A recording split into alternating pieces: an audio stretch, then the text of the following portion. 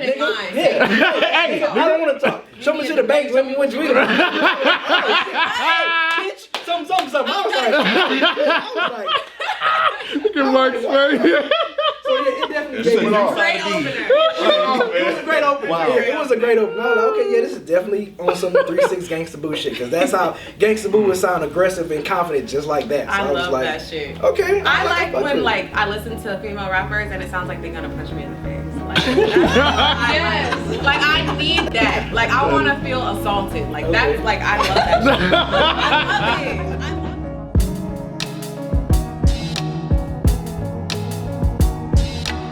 love it. Then a hip hop mixtape review, Megan Thee Stallion, Fever. And on this review, we got a couple of guests, so I'm gonna let them introduce themselves. Alright, well. Am I a guest? You're not, but I mean, they ain't seen you in a minute. You know what I'm saying? Yeah. Sophie, what's up? What's up, y'all? I'm Tyelerr from Dead End Gaming. Hey, I'm Christina, a friend of the podcast, music journalist. So yeah, that a hip hop mixtape review, Megan Thee Stallion with special guests today. I wanna start off by saying this. She kind of blew up from like nowhere, right? And she ain't riding nobody's wave. So I gotta give her mad props for that. Like she literally has 2 features on the whole project. And when you look at a lot of these new artists that come out and they blow up and they seem like they're overnight sensations, they're riding waves, they got a whole bunch of people behind them, it feels like they got a whole machine behind them. But Megan doesn't feel that way. You know, also is interesting too about, I guess, her coming up. Most female MCs that come up is always through like a male dominant figure, like, you know, Nicki Minaj with Lil Wayne and Lil Kim with Biggie and Foxy with Jay-Z. Rhapsody under you know what I'm Myke. saying? Yeah, so it's like with her, she just by herself. Yeah. I would say my biggest critique for the project is a bit too samey. But this is her first project, right? Like she doesn't have anything outside of this. She has a couple tapes prior. Okay. Big Ole Frea, which is the big single that sort of like led to her rise, that comes out of a project called Tony Snow, which came out. Oh, Tina Snow, I'm sorry. Yeah, I'm thinking about the OG. But yeah, like that came out almost a year prior, almost to the date. So, you know, this is her label debut. But yeah, this is like her second project in like at least a year. To be such a new artist, she definitely sounds good. Like, I think her subject matter, I also like her subject matter because it's kind of like every other male rapper, but just from a female's perspective. And I feel that sometimes females in hip hop either try to put on or they sometimes don't feel authentic. She feels extremely authentic. I think that's the biggest thing I like about her. You know what I'm saying? Her voice, the beat selections, you know, it's definitely like her vibe is party, happy, fun. You know, I'm about my business, you know what I'm saying? I don't care what dude I gotta step on or, you know, move out the way. And you know what I'm saying? She's a female player. I like that. You know what I'm saying? When you say happy, what you mean by happy? I don't know. Like, I don't know if I hear happy because it sounds like quite aggressive. No. Yeah, I don't think aggressive and happy are mutually exclusive. Like to me, it sounds like the shit that you listen to. Like I have a group of girls like back in Detroit where we all live in different places now, but around holidays we all get together somewhere, and that to me, like this whole album sounds like some shit that we would listen to, like drinking, having fun, like twerking, dancing amongst ourselves, just me and like my 5 girls. Got you. And that's what you mean by happy. And that's I got you. Yeah, like fun, like right. That kind of fun, that kind of happy. I got you. Go ahead. Yeah, you put this on like in a get together and people just, you know what I'm saying? It's a happy time. You know what I'm saying? Got you. I'm actually kind of glad that you said what you said about how you kind of like view her as being like a male rapper, but from a female perspective, because like basically like you said, like she kind of came out of nowhere, and the way that I really kind of found out about her was because suddenly I was seeing her everywhere on social media, and like from a good perspective and a bad perspective, like I saw a lot of women in particular giving her a lot of props, and a lot of dudes kind of like talking shit. Really? And so much. Oh my god, just like, you know, the whole virgin whore dichotomy that's been in popular culture since forever, you know, like just kind of like talking shit about like the shit that she's saying, or that, you know, she's always saying the same thing, or that she always talks about sex, or why she's twerking so much. And the thing is like, if you want to make that critique, that's fine, but only if you're also critiquing like men that are doing it, because if not, like what you're saying is coming from a bullshit place. And so that's why I like that you said that you kind of like view her as being similar to a male rapper, but from a female perspective, because she's talking about the same things, but that's just not, it's received differently when a woman is doing it. So Tyelerr, I was also gonna jump on that and say that to the effects of people like disliking her being like men, it's like when a lot of women, mainly black women, were gravitating towards her music and like her whole style and vibe, I feel like a lot of men were taking this stance where it was like, why do y'all like her so much? I don't understand. What is it that she's doing that I'm not? Like, it was a weird, it wasn't even like that I'm not doing in a sense of like sexuality and stuff. It was like, y'all are so attracted to her. What? It's almost like for a moment in time on social media, niggas seemed like jealous of Megan. It was the weirdest thing ever. I saw a tweet like earlier today that was like, Megan Thee Stallion makes music for girls that go out on Saturday night with $8.43 in their account, like $8.43 in their account. Wow. And like this dude checked him, which I appreciated. Was like, you know, he referenced "Wipe Me Down," like, you know, I pull up at the club, VIP, gas tank on E, but all drinks on me. It's like, if men can make songs like that and like go out broke, like why are you worried about what the fuck women are doing? And I was like, yes. Drag him. Drag him. As one of those guys that be hating on Megan Thee Stallion, how you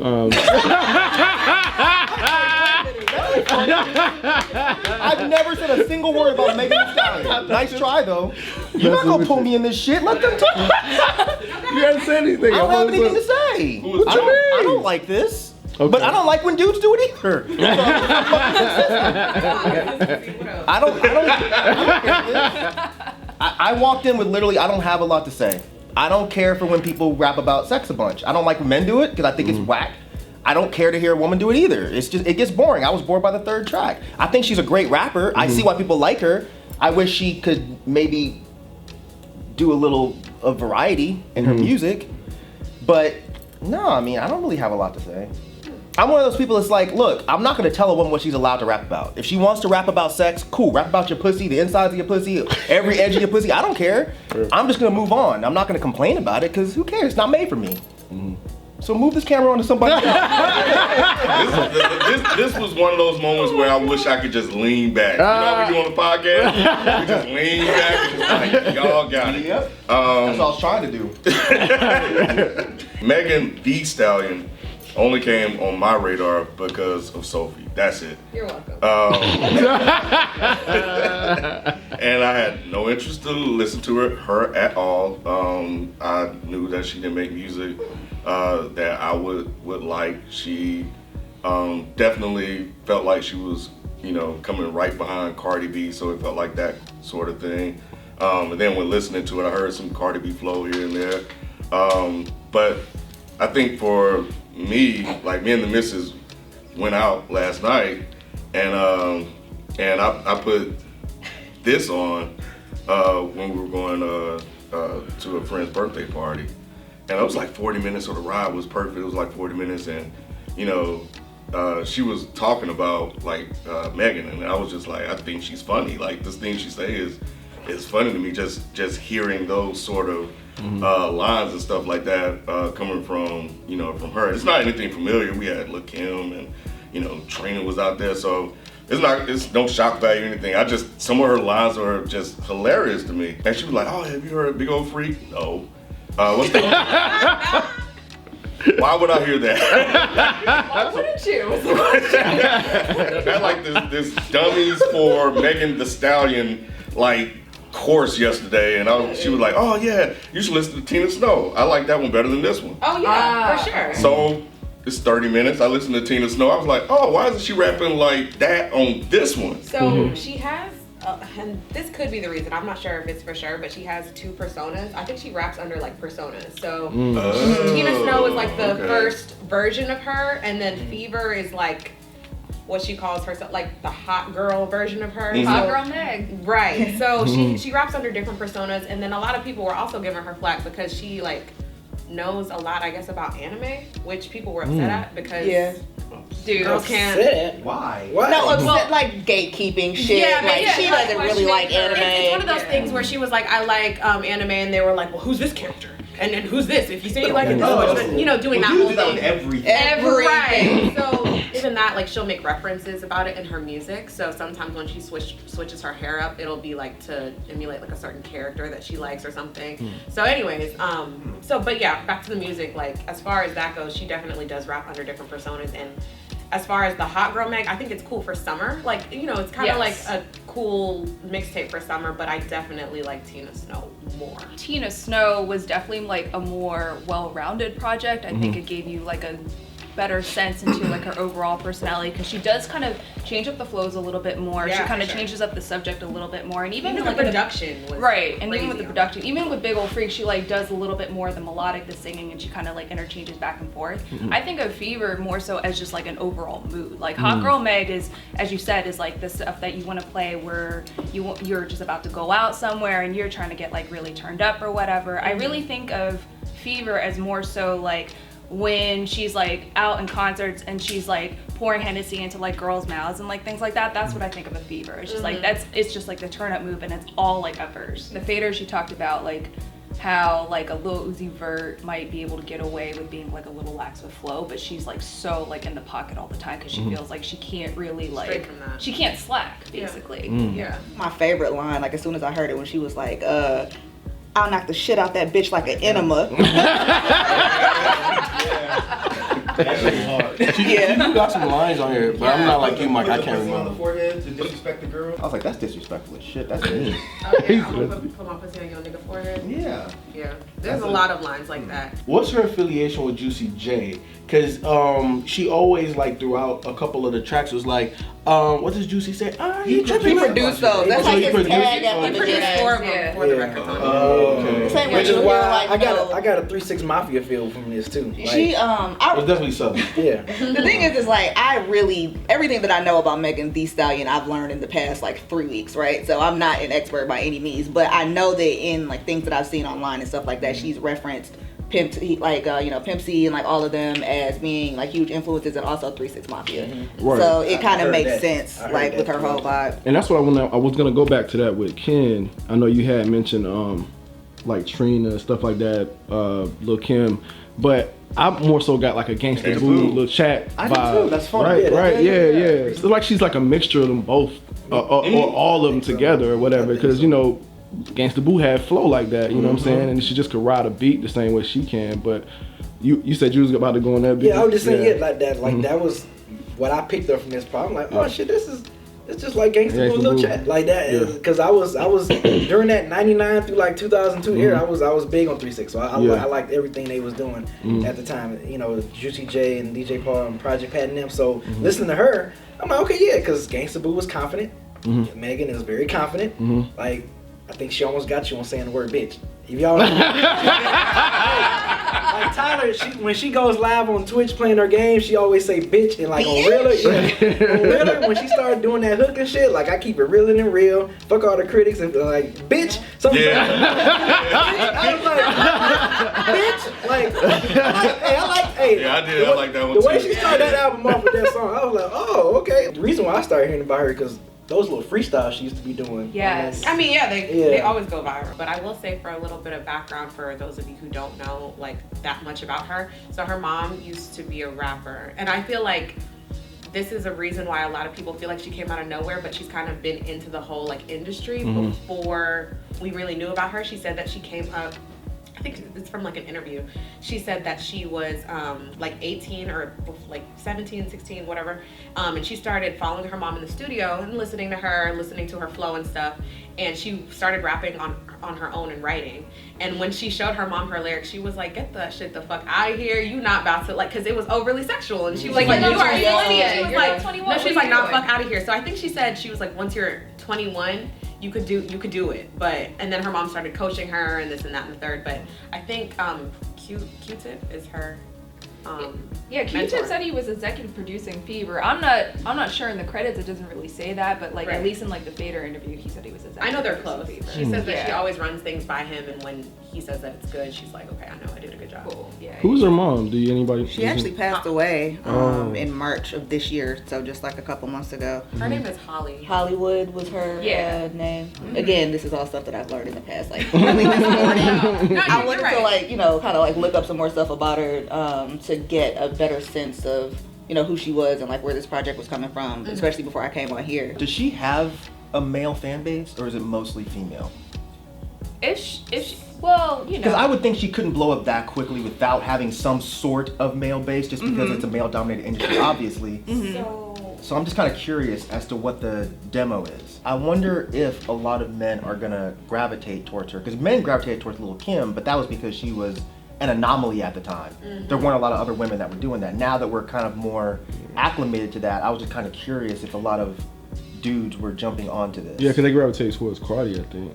I don't think so. No, really? No. I would say that, at least from what I've seen, like you said, like Lil' Kim was an anomaly, especially because when she came out, like that hadn't really happened yet. But I would say that for the most part, I feel like most female rappers, they get their fan base from like women and, like you said, like LGBTQ people, and like that's probably the men that are more so gonna gravitate towards it, which is unfortunate. And I think it really comes from this space, kind of like when you see how I always relate stuff back to the film industry, and so like reading articles about how a lot of times with black movies or movies with a predominantly black cast, like execs say, oh well, white people aren't going to go see this because they can't identify with it, but we're expected to identify with Lord of the Rings or something else where there's no black people in it, and just this kind of power dynamic where we can identify with this group, but this group can't identify with us. I think women listen to male rappers all the time, and even when male rappers are disrespecting the shit out of them, like we'll still like sing it or whatever, and that's not shade to anybody, of course,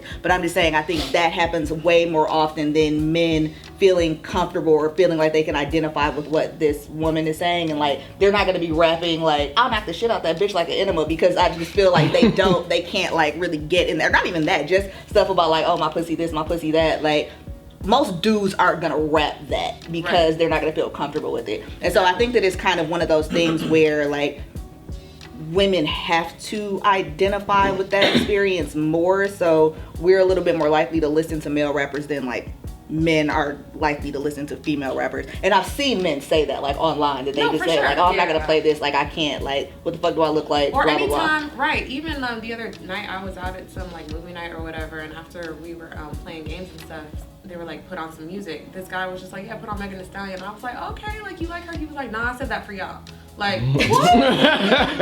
Daycare? Like, what the hell? Yeah. But no, I definitely understand that, and I do think that it's unfortunate, but I also feel like men have such a high saturation of male rappers, they would never ever have to be forced to listen to female rap if they didn't want to. That's a good point. The thing that I like the most about Megan Thee Stallion is that she's multifaceted, because like, and she's even said this, how she doesn't want to be a part of that whole either she's intelligent or she's a freak kind of thing. That's why she kind of like bounces back. And even outside of her music, just the anime thing, which of course I identify with, she took like a bunch of, she was like, oh, all these girls like come out, put on bikinis, we're gonna clean up this beach. Y'all thought Hot Girl Summer was just like, money and getting drunk, but no, we're gonna clean up this beach and then we can drive the boat. Like shit like that. Like I just think that that's dope. And she's like in school for like health management, I want to say, which if she wants to open more like assisted living facilities, because her mom died from a brain tumor, and like that was one of the things that she wanted to do from kind of watching her mom get sicker and sicker. So I just think that's really dope that she does so much different stuff, and she isn't just like one identity. She does a whole bunch of different things. More so than just about any female rapper, I feel like she's getting a lot of women more excited than I've seen in a really, really long time. Do you all think that that is going to be something that's going to have lasting power, or is this just kind of going to fade away in a couple months? I think it depends on where she goes as an artist, depending on how, like, who will continue to follow her. So for example, Megan seems like the type of person who is very inclusive when it comes to like female rappers. So she hangs out, I don't know, I guess she's like actually cool with these girls that she hangs out with, I don't know, like Asian Doll or there's all these other rappers she hangs out with, Queen Key, etc. And she throws these like hot girl parties in like different cities, right? So it's kind of like I'm a rapper, but I also like when people have a good time type of thing. Right. And a lot of those good times that she has are with other people in the industry that are female rappers. So like when she went to Rolling Loud, Trina, and like all these other people came out to support her. So I think in terms of building that support, I think that's something that we didn't really see within the last couple of years with other female rappers. It was always competition. Competition, and only one can be here, whereas with her, to me, she seems like if she were to continue blowing up on this path that she has, she would open up the gateway for other girls to be like, hey, jump on this stage, get on my show, like that type of thing. I really think of Fever as sort of like this soundtrack to sort of the club that she's like creating, right? Because you were talking about how she's hanging out with like Asian Doll and all this other stuff. And how is she doing that? She's doing that in like a club setting or whatever. Everybody's only like their bikini tops, like, you know, she's pouring Henny, you know, onto other people's It's just a good time. Right. Fever kind of feels like the induction. It's like, okay, now you're like part of this club after you got to know me a little bit with like Tina Snow. Now we're gonna go out, we're gonna have a good time. And I feel like that sense of camaraderie like throughout Fever. Like this is the album that's gonna like bring folks together and get people really excited to like drive the boat, as she says it, you know, like to feel kind of like part of that club. So like you said, like there's definitely sort of like an inclusivity, and I feel like as long as she makes people feel like, okay, I could be a part of this too. I could be, you know, part of the hot girl season. Like then it's all good. Wait, she didn't have any women features on here, did she? I was gonna ask that too, but so what is that about? She had the Baby and your Juicy J, Yeah. So what's the deal with that? Well, I don't know. I felt like it was her trying to just make sure that she was pushed to the forefront on her label debut. You know what I'm saying? And it would have been expected for her to have, wouldn't it? For her to have a bunch of women. Wouldn't they kind of like, especially men, wouldn't we kind of look at that and be like, well, who really cares if she has a bunch of like other women rappers rapping on it? Like, I kind of agree. I feel everything that everybody's saying about her inclusivity. It doesn't seem like she views other female rappers as competition.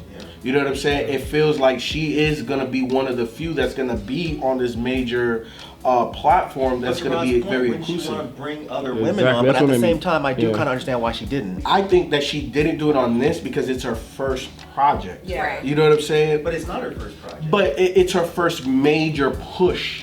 The label debut. Exactly. I would have liked to have heard some of the other rappers that she hang around with to have been on this project. Some of the names that you mentioned, I haven't heard any of their music, so it would have been a good way to get introduced to them because based on how they performed, it may have been something that I would have been interested in checking out. I think there's time for it. I think with Missy Elliott, she didn't necessarily come out the gate she didn't come out with a ladies' night, you know what I mean? It took time for her to like, you know, establish her voice and get to the point where like, okay, let's get all these ladies together. And so maybe in the meantime, she feels like, well, maybe there isn't a woman that doesn't necessarily fit into like the same pocket as like the Baby or whatever. But I mean, you know, the future is bright. Yeah, and let's create the anticipation for those features. Yeah. For you, Sophie, like, not B, and not yet. I'm asking Sophie because I was on you. Like, how did you actually feel about the project? Did you think it was good? Kind of whatever? Okay, so when Tina Snow dropped, I listened to that shit for a year straight. I still listen to it. Okay?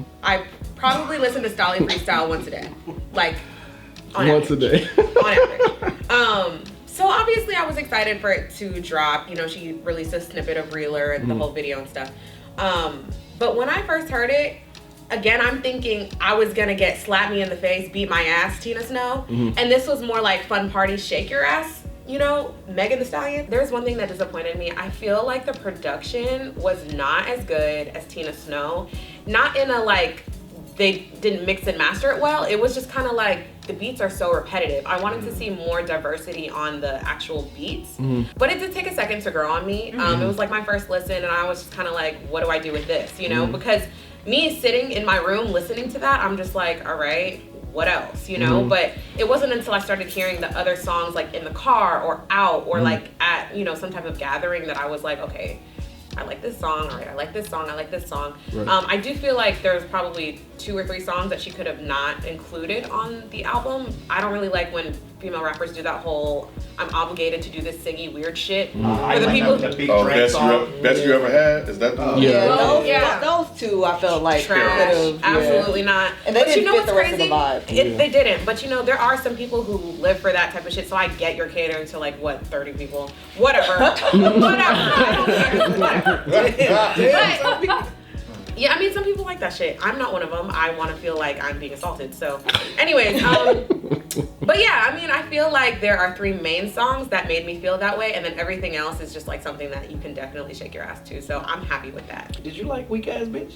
Did you like that joint? That was one of my favorite songs. Okay, you need to listen to some 3-6 shit. Seriously, like you need to listen to because when I heard Weak Ass, Do you understand I almost crashed? Like literally. Yeah. If you want to be punched in your face, Oh, weak ass hoe! You need Like, to listen. I'm just like, Yeah, you need to this listen. is stressful. I love it. You need to listen. I to love it. Hypnotize Mind. I love it. That gangsta Send me a boo. Yeah, playlist. you need to listen to Send me a that. playlist. Yeah, you need to listen to that. It gives me Bickenhead vibes. Yeah. Like, I feel like if you were out at a club and they could mix those songs pretty interchangeably. Big Head, the Cardi B song. Yeah. But the thing is like that's a sample from Chicken Head. Like, Well, yeah, I know. I think that's kind of what they're saying when they're talking about those kind of like 3-6 vibes. Right, Because I feel right, like right. it's more similar. It reminds me more of that than like Cardi B. No, I know for sure. Yeah. I agree with Sophie about the production being very repetitive. Because I do feel like Megan was definitely the spotlight over the production. Like she definitely stood out over the They production. did her a lot dirty more. with that shit. I'm sorry. Sophie with the clutch ad libs. No, you good. I mean, but yeah, like I mentioned before, it does give me like a 3-6, 3-6 Mafia vibe. So that's why I like it, and I like I like her confidence, and I like her aggression on the mic. As far as. But yeah, I feel I need to listen to that Tina Snow project then, based on what. Yeah, them two been. Yeah, what kinda you were trying saying, to- yeah. But I mean, yeah, it was a cool project, man. It was okay. I don't know if I would be like. This would be definitely something I'll play like if it's a mood, if it's like a certain mood or whatever. Like okay, yeah, party, whatever. Right. What? I'm just thinking about what mood you could possibly The be. party bus. Like, Call out Party weak ass, bus. weak ass. Yeah. I don't call weak ass. I like weak ass You know, I have a party about if I invite a lot of females over, it's like okay, I'm play some Megan. Like, Yeah, Isn't that kind of like disrespectful a little bit? I mean, that's the type of vibe this album. You know what? Think about it this way: if you walked over to like a bunch of white people, and like you walk in their house, also they put on rap, you're like, What the fuck really, is bro? this? But like, if I know that, like, if I know you're a Megan Thee Stallion fan, and it's like a lot of females You over. gonna put it on your playlist? No, I'm putting on the playlist. I'm gonna put it on the put it on playlist. your Would you playlist. listen to it not in that environment? Like, would you ever listen to that like while you were driving to work or while you were?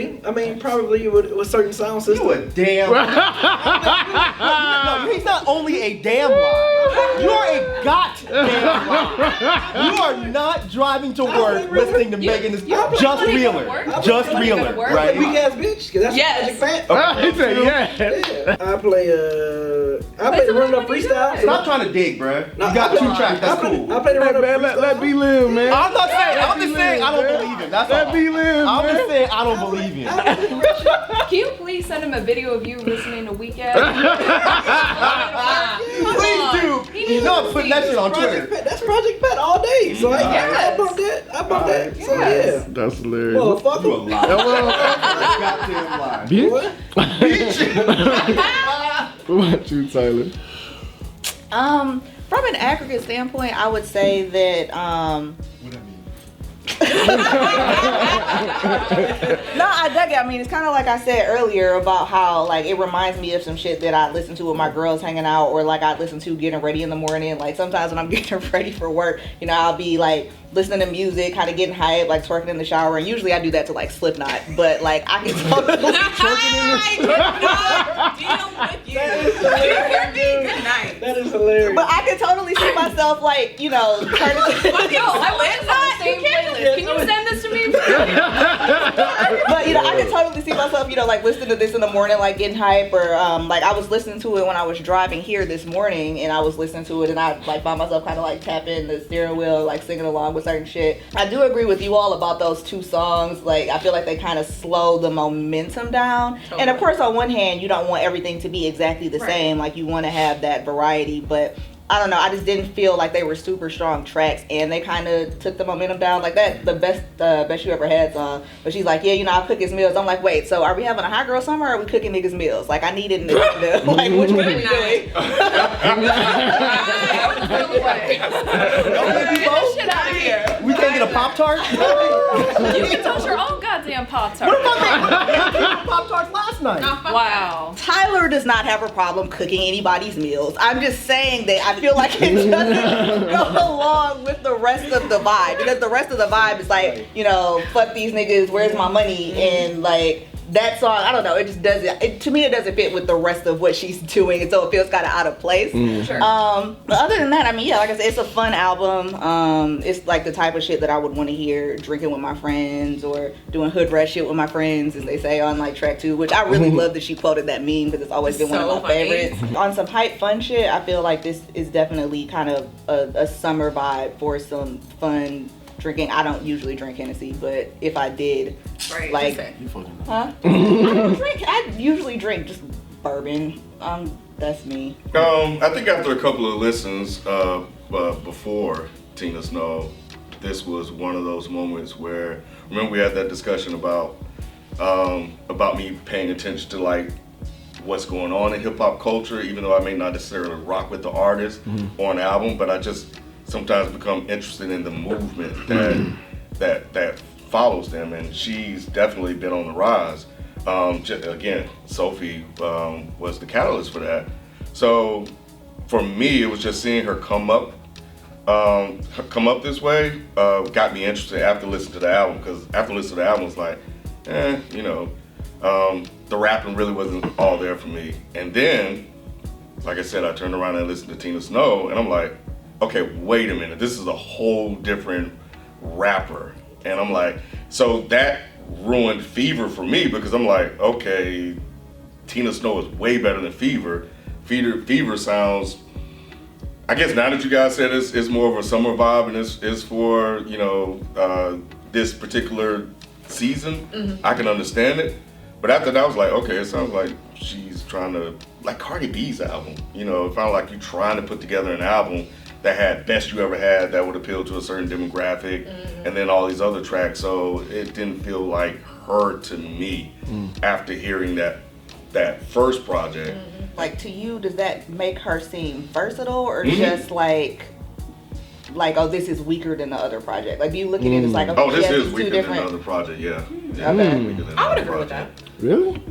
But it did show me, like you said, that she's versatile enough to make that style of rap and this style of rap, and it's appealing to, yeah. I don't think it's that different like that though. I think it's just a different type of style. I think she's still as talented as she is on this as she is on Tina Snow. She's not rapping. She is though. Nah, man. She's rapping on this, man. No. She's not rapping. No, she's rapping on Tina Snow. She's not rapping the way she was rapping on Tina Snow. Right. Oh no. I wish I heard it so I could. Oh no. Yeah, I know I had. I wish I had that reference. Yeah. It's just good. I'm about to download it right now. But you've never heard it, Tyrell? No, but I hear what you're saying about the Sophie. projects not being two totally different. Yeah. Like, on one hand, when Fever first came out, I initially felt a little bit disappointed because I think I was just expecting it to be a sequel of Tina Snow. Same. But I do think there is a sort of like refinement to this where she's sort of like fine-tuning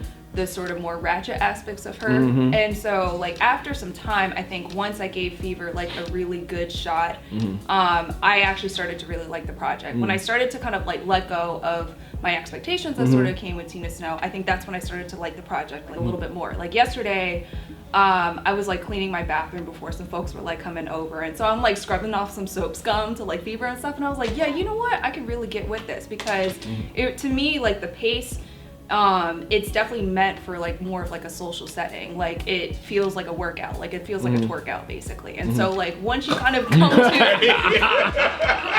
This is great. listen, so once you come to accept it as such, I think it's really fun. And then all of a sudden that's when you start to catch like all the fun little one-liners. I do agree that I think one or two tracks could have been cut down a little bit. I don't know if it necessarily needed to be like the slower ones because you do need a little bit of variety. But I think overall it's very strong. I didn't listen to Tina Snow. This is my first intro to Megan, and I understood what the project was for what it was. Like, look at when it dropped. Look at where we are. This is like, you know, how she said it's a twerk out. You know what I'm saying? And I got that vibe. That's why I said, you know, my initial statement, like, this is a fun project.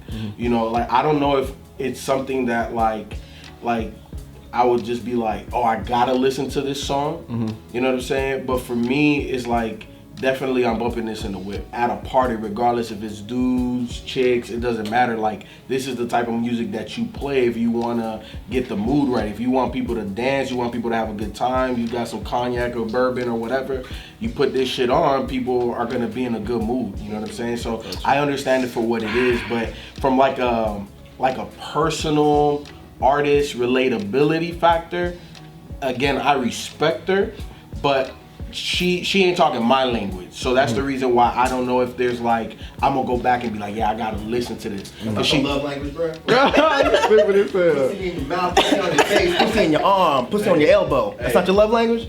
That is, boy. Myke like that. No, that is. But I'm just saying, the perspective, you know what I'm saying? Is just she's not talking to me directly. You know what I'm saying? So that's the only reason why I'm like, I would be hesitant to be like, oh yeah, I gotta listen to this one track. Leave me alone. You the last one. I've already said. I know, but anything else that you would like to say, Myke? Not at all. Girl power. Girl power. Leave me the fuck alone. Golly, man. You just hoping I'll say something I'm fucked up. not. I just want to get your opinion on it, man. I gave my opinion. I'm happy. Kinda. You I'm got happy some for questions. women. Why would I have an extensive opinion about an album that clearly was not made for me? Megan Thee Stallion does not need Myke sit down listening to this album. See, I don't have any money for her to take.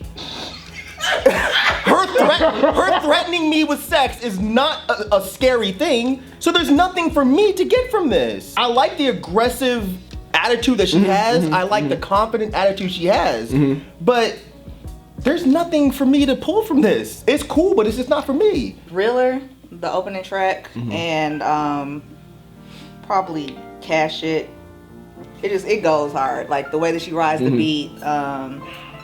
I would say probably those two. All right, cool. What about you, Feefo? Same thing. Realer and Cash Shit. Realer, WAB, and Running Up Freestyle.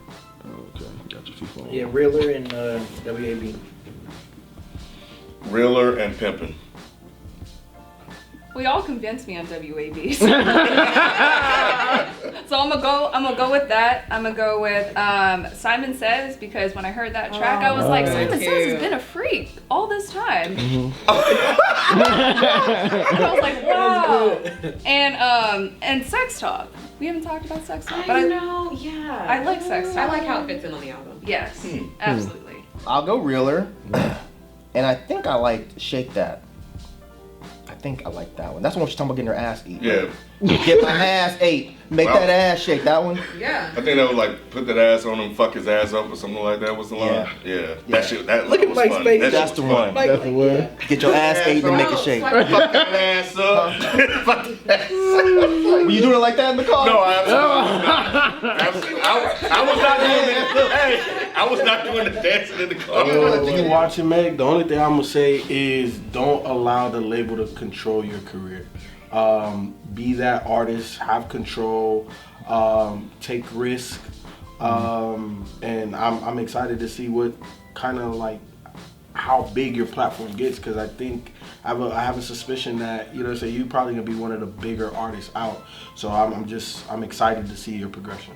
Yeah, I mean, I'll go back to what I said earlier about being multifaceted and how dope I think that is. So, like I said, the anime shit, the cleaning up beaches shit, I feel like I dig what she's using her platform for, or what you're doing, what you're using your platform for. So, yeah, props on that. Hey, Megan. I love you. Keep a strong team around you, because I feel like as a new artist, so many people can be in your ear about the wrong shit. It's very clear to me that you like to hang out with a lot of people, and I feel like some of those people may not always have your best interest, so just work on yourself, work on your brand, work on your music, and don't let the labels tell you anything else. If you're watching, I think it's great that you have taken a very underrepresented group and gave them some power, gave them some excitement. And that's really all I got. I mean, keep doing your thing. I hope that your career path goes up, and I hope you bring a lot more women with you. And yeah, Great job. Yeah, Megan, if you're watching, fun album. I like your freestyle joints that you released all the time. I really like those. But as far as the album and your career, I just hope you continue to go up, just like Myke said. And if you can open the door for other female rappers, that'd be dope as well too. Because you seem like your heart is in a good place as far as what you want to do in this game and type of impact you want to have. So keep doing your thing. Megan Thee Stallion, if you're watching, yeah, keep doing your thing. I think it's dope that this generation have their version of Gangsta Boo and La Chat. So it's dope that that's existing now. Because I remember just when they were out and, the things that she was rapping about and talking about and hanging around women that, were able to relate to that and thought in the same way that she did. Like you can hear that in this music. So and I think that's important. I think it's important to have people to have music that people can identify with, and because it exists. Like this is how some women think and feel. So that's what I got from this project, and I'm glad you represent that group. So keep doing your thing. Megan, if you're watching, I'm not going to pretend that I have some big advice to give to you, like some manager type or whatever, but I would say that I'm really excited to see where your career goes from here. And I haven't drank in like 2 years, but let me drive the boat. That's hilarious.